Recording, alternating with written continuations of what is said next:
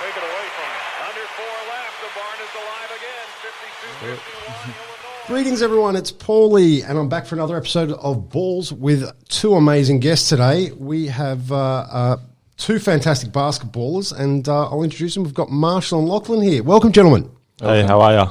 Thank you for coming down today. Now, today we're going to talk a bit about basketball, your careers, and I guess what you're up to now. So, Marshall, we'll start with yourself. Now, you're originally a Perth resident, and you started your basketball career here in Perth. It was with the Perth Redbacks. It was with Kalamunda. Kalamunda, yeah, okay, yeah. I did my juniors with Kalamunda Eastern Suns, and then from there, I went to Perth Redbacks when I was like 19, and then I've been there ever since. So. And now your experience also includes playing with overseas teams and I guess interstate teams as well. Yeah. So let's talk about playing overseas, because that was with the New Zealand. I played in Sweden. Sweden. Yeah. I played in Sweden. I played over east for the Illawarra Hawks as well. Illawarra Hawks. Yeah. Sorry, I got you guys mixed up there. Sorry, Lochlan played with. Yeah. Now Sweden. Okay. How did you play over there? Was that college or? No. I played. So I went to Sweden. Well, I just came back from Sweden right before COVID. Oh gosh. Yeah. It was kind of the reason why I came back home. But so did that come right in the middle of the season then? Yeah. Oh I gosh. came home and then everyone got sent home like a few days later. Oh, no. Yeah. And what about yourself, Lochlan? I mean, did your season get interrupted by COVID as well? Yeah. So I was due to head over east to play with Marshall. In Bendigo. In Bendigo. Yeah. And, that too. Two days before our flight was due to leave, it was that was February. No, it was March. Yeah. March time. Yeah. Me and you were meant to be on the same flight. Yeah, probably. I think we were meant to be on the same flight. I got a call 2 days before and they said, don't come. Season's probably going to be cancelled. Yeah. So what was running through your minds at that point? Because, I mean, that's... Like, what are you going to do for a job? Yeah. That's what I was doing for a living. So. Yeah, it was... for me, it was kind of just like you'd heard a lot of stuff already that like had been going on with COVID, and you heard the rumours and you just always assumed that it was going to keep going. But once I got the call, it was just kind of like, whoa, what's going to happen now? Yeah. Kind of just had to play it by ear after that. Your careers had all been leading up to playing basketball professionally, so this is a huge interruption. But taking a step back, I mean, you both started in the WA basketball system, is that correct? Yeah. Through SBL, Wobble, SBL, and then onto the NBL. Yeah. So tell us about that progression and sort of what you got from that experience. You want to go first or what? No, go for it, man. I'll let you. What did I get from it? Yeah, it was life-changing for sure. Like, I think like playing sports for fun and paying to play sports all your life, and then it's switching back and then being like getting paid to play is kind of surreal. But yeah, like I think that it was a good journey, and and I still want to keep playing. So absolutely, and the resources that Basketball WA have, I mean, you guys are one of the many stars that they pump out. The Wildcats are a great example of what Basketball WA has become. Oh, for sure. So when you were going through that system, you were playing with the SBL. How did you enjoy the SBL league? Because it's a pretty exciting league for those that don't know about it. Yeah, it was pretty good. Like I played juniors like when I was 18 before I went over to college, and then after, and that was I think Lakeside? I was Willetton Juniors, and that's where I played all my juniors since I've been in Perth. And then, it was. I felt like it's gotten a lot better from even back then. Like it's just kind of improved as an overall league. The All-Star games that you guys have played in are just unbelievably intense, action-packed games. Describe one of those for us, because I've only played one. I only played. I've played one too. But still, tell us about it. That was fun. Yeah, it was a lot of fun. Yeah, it was a cool weekend just to kind of just rock up and not have to worry about, okay, who are we playing against and kind of game plan. It was just you rock up and just have fun and laugh about it and just kind of just play with your peers. Play against and with your peers that you haven't really played against. Yeah. And it's more for the spectators as well, isn't it? Yeah, for sure. It's an amazing family environment. So everyone, I encourage you to go check out one of these All-Star games. Now, as we've mentioned, basketball is a lot of your life, but there's other things in your life as well as COVID's come about. Well, now we'll start with you, Nelson, and Hoop With Them. Let's describe how you got that started and what made you think of giving back to the community and getting kids trained. Like I was, when COVID hit, I was thinking like, what am I going to do for money? And then, and then kind of like I was sitting there like what should I do? Like, if I can't play again, like, I don't know. I was just thinking about my options and stuff, and I've always wanted to do what I was doing now once my basketball career is over, and I was like, why don't I just start now and see how it goes, and then I can always go back and play overseas and just keep the page alive if I make like a good following, you know. So that was kind of like the goal. Is I was like, I'll just make a few videos, and I invited. It actually started. So I invited down 6 kids to JSA in Belmont, and then I was like, I just hit them up on Instagram. I was like, hey, like, would you want to do workouts and stuff? Because nobody was playing basketball. Everyone was pretty keen to get back on the court. And they're like, yeah, sure. And then they came down, and from 6 people, it went to like 12, and then and they kind of 20 just like, and 50. I've seen some of your events. Yeah, so now it's getting bigger for sure. So yeah, it's kind of hard to manage that because I'm pretty unorganized at times. But well, Same. it's hard to manage it because your use of social media is actually very clever. I disagree with you being unorganized because Really? your social media marketing is on point. I see the response Well, I've never you done get, it, so- and this generation uses Instagram like no other. Yeah. And the way you've been able to reach that, I mean, it shows in the numbers you get. Yeah, Now you've for just sure. had a camp. Yeah. Tell us about the camp. Yeah, the and, camp was what good sort of fun. people you had join you. Yeah, it was good fun. It was younger people than I've coached before, trained before, but yeah, that was the whole point of it. Is just try to like open up to like the younger generation and stuff, and try to like get my foot in the door there as well, because I think that's where it starts. Like right now, it's kind of hard. Like once everyone has their habits and their way of playing, it's hard to kind of mold that. But if you can get them at a young age, then you can do it straight away, and they're a bit more like Also, sponges. wobble You know? isn't for everyone. The whole wobble pathway, while you guys may have taken it, it's not for everyone. And visiting different coaches, different trainers is very important. It gives you a wide range of skills. Now, let's chat about your experience outside of basketball. So I've always kind of, as Marshall said, just trying to figure out what I want to do after basketball, because it's something every kind of athlete has to figure out at some point. Yes. So I've always tried a few different things and done that, and so it was over a year and a half ago. I started a clothing brand with my brothers. Features. Features apparel. Just a small thing we started, just something we just wanted to, you know.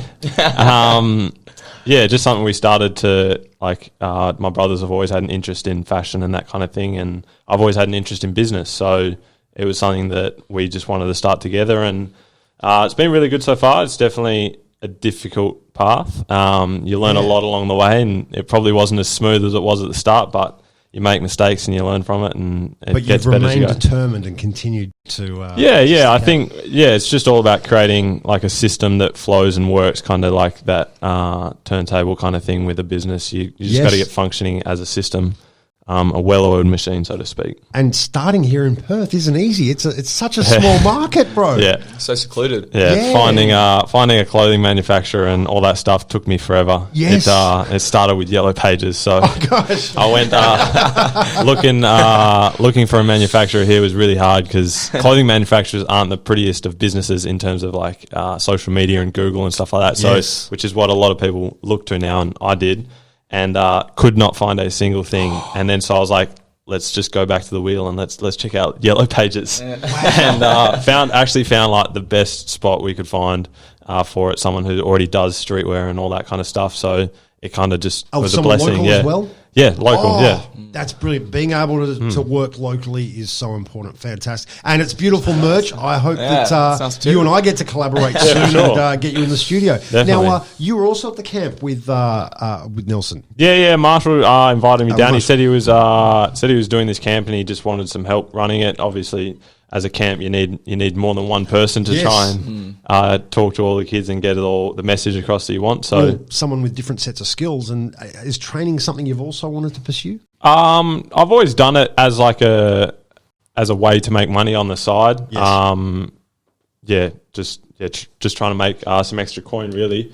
But also help out the kids and kind of pass on what I learned. Yes. And so when Marshall threw the opportunity at me, I was like, yeah, for sure. I mean, Marshall and I kind of have the same like outlook on the game and where it's going and stuff like that. So I thought it was a good opportunity to collaborate with that. Well, 2-3 years ago, these sorts of games, live runs, training options weren't available. No, definitely. And you now see it in the level of competition that's online and available in Perth. It's fantastic. Yeah. So well done, gentlemen. Thank you. That's good. So what are you looking at doing as the, I guess, the NBL season starts up and the SBL season winds down? What are you going to do for next year and and the next season? Have you got any ideas or plans?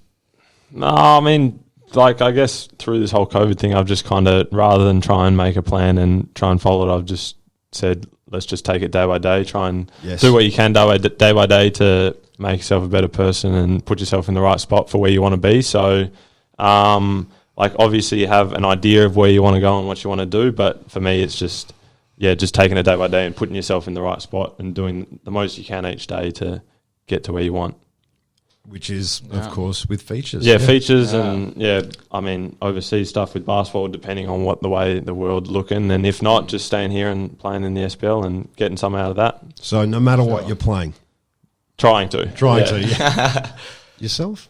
Plans for the future? I'm not sure. Like, I just posted a letter to get an exemption to go to Spain. But other than that, I don't know. Like, I don't know if I want to go yet. So I haven't actually signed a contract yet. The team has just sent a letter to see if I can leave the country.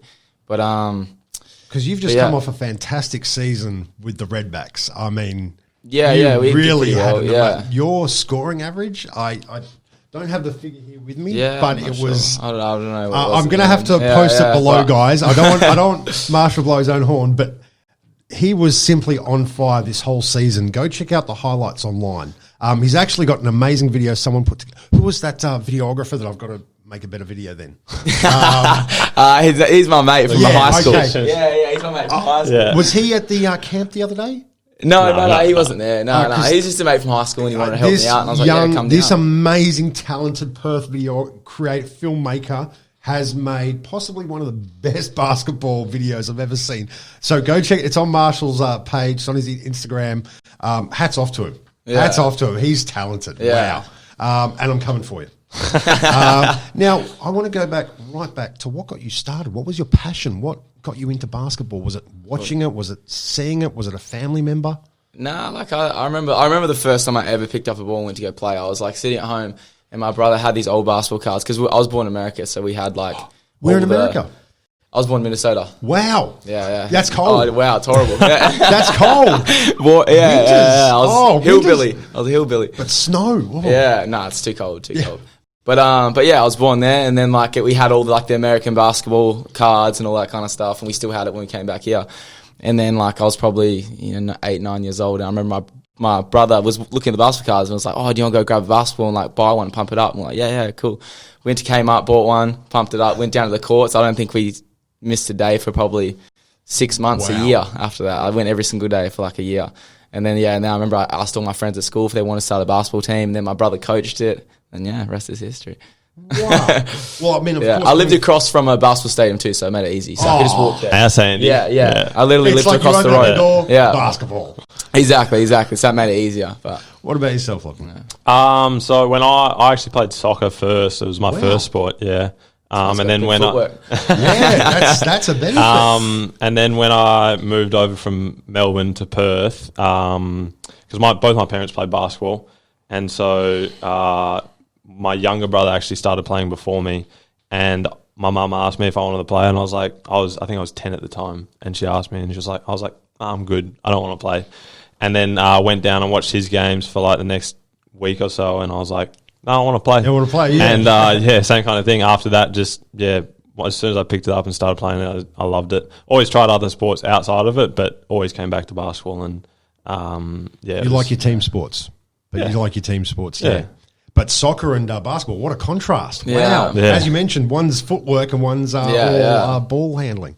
But it goes hand in hand, I think. Yeah, I think every sport you play translates to another sport. Yeah, I think you can definitely pick up skills from other sports, and it's important to play other sports outside of and try it because you get skills that correlate in each one that you wouldn't really pick up unless you played them. Yeah, that's an amazing point. Yes, that is an amazing point. So to all the young listeners out there, that's a very good point. Try as much as you can, and they can all correlate and work together to make you a better athlete. Well put. Now we're going to not take up too much of your time today, gentlemen, but I do want to ask, how can people follow you? What can they do to support you? Starting with you, Marshall. I'd say just like my webpage, my brand. Now, can they get merchandise from there as well? Not on the webpage, Not but on the webpage? yeah, not on the Hit you Instagram up side anyway. first. But like if you talk to me and you hit me up over Instagram, if you DM me, then yeah, for sure. But training sessions, I'll make work something sure you out. check him out at Hoop With Them. I'll put up the details below on the screen for everyone listening. They'll be in the details section. And, of course, Lochlan, where can people check out? Yeah, same thing. Website, Instagram. We have our own website. And just reach out. Either way, I'm happy to. Supports local businesses, guys. Now, I do want to also add, what advice could you give to young athletes who maybe aren't playing basketball, or kids that aren't playing basketball that maybe are interested in it? What do you think you could tell them? Give it a go for sure. Yeah. What else can you say? Pick Yeah. up have a basketball and try and see if you enjoy it. Like No, you if you like it, then obviously you're gonna put time into it, and you're gonna try to get yourself better and Yes. do the extras and try to find people like myself, Lockie. You know, Absolutely. Is there anything else you'd like to add, gentlemen? We won't keep you too long. We'll keep this a short one today. But everyone, we're going to put all the details below for both gentlemen. I'd like to once again thank you both for your time, and we wish them all the best for their season. Thank you, everyone, for listening. Make sure you like and subscribe. Be sure to follow Balls on Instagram, Facebook. Of course, Hoop With Them features apparel, and we'll see you all next time. Thanks very much. I appreciate Cheers. it. Thank you.